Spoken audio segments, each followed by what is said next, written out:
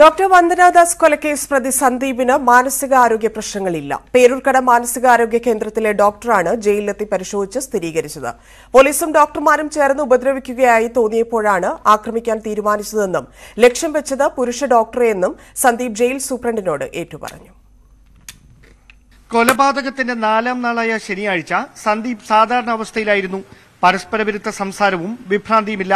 അതോടെ പേരൂർക്കട മാനസികാരോഗ്യ കേന്ദ്രത്തിലെ ഡോക്ടർ പൂജപ്പുര സെൻട്രൽ ജയിലിലെത്തി പരിശോധിച്ചു. മാനസികാരോഗ്യ പ്രശ്നങ്ങളോ ജയിലിൽ നിന്ന് ആശുപത്രിയിലേക്ക് മാറ്റേണ്ട സാഹചര്യമോ ഇല്ല എന്ന് സ്ഥിരീകരിച്ചു.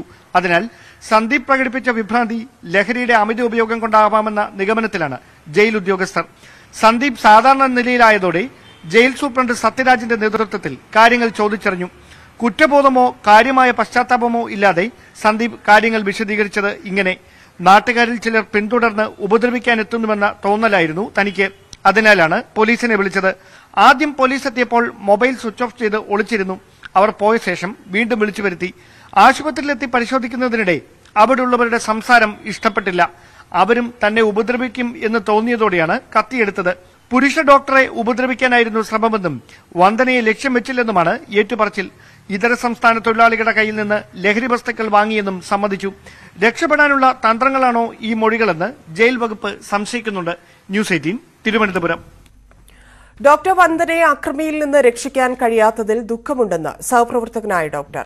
അക്രമിയെ കീഴ്പ്പെടുത്തുകയോ ഡോക്ടറെ രക്ഷപ്പെടുത്തുകയോ ചെയ്യാൻ സാധിക്കാത്തതിൽ പോലീസിനൊപ്പം കൂടെ ജോലി ചെയ്തവർക്കും പിഴവ് സംഭവിച്ചെന്നും ഡോക്ടർ അനിൽകുമാർ തുറന്നു പറയുന്നു.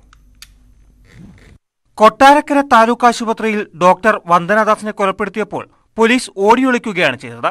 സുരക്ഷാ ജീവനക്കാർ ആശുപത്രി വളപ്പിലുണ്ടായിട്ടും ഇടപെടാത്തത് ദുഃഖകരമാണെന്ന് സഹപ്രവർത്തകനായ ഡോക്ടർ അനിൽകുമാർ പറഞ്ഞു. ആരോഗ്യ പ്രവർത്തകർ ആയോധന കലകൾ പഠിച്ചവരല്ല. എന്നാൽ ആയുധ പരിശീലനം ലഭിച്ച പോലീസുകാർ സംരക്ഷണം നൽകണമായിരുന്നു. ഇവിടെ ജോലി ചെയ്യുന്ന ജീവനക്കാർക്ക് ആയോധന കല പഠിച്ചവരല്ല. അവർക്ക് ഈ ഇത്തരം ബഹളം ഉണ്ടാകുന്ന രോഗികളെ കീഴ്പ്പെടുത്താനുള്ള മാർഗം അറിയില്ല.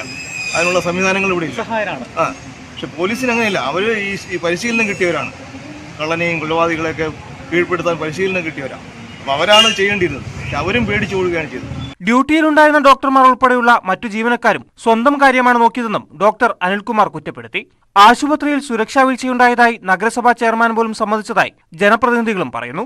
ഇത്രയും വലിയ പ്രശ്നം ബാധിതമായി കാഷ്വാലിറ്റി വലിയ അപകടകരമായ സാഹചര്യത്തിൽ ആളുകളെ കൊണ്ടുവരുന്നത് മതിയായ സുരക്ഷ ഒരുക്കുന്നതിൽ ഉണ്ടായ വീഴ്ച കൂടിയാണ് ആ ഒരു ഡോക്ടറെ ജീവൻ പൊലിയുന്നതിന് കാരണമായത്. ശക്തമായ പ്രതിഷേധം ഈ കാര്യത്തിൽ രേഖപ്പെടുത്തുകയാണ്. കൊലപാതകത്തിന് പിന്നാലെ ആശുപത്രിയിൽ സുരക്ഷ ശക്തമാക്കി. പോലീസ് സേവനവും ആശുപത്രി സേവനവും വർദ്ധിപ്പിക്കണമെന്ന ആവശ്യവും ശക്തമായിരിക്കുകയാണ്. ന്യൂസ് 18 കൊട്ടാരക്കര.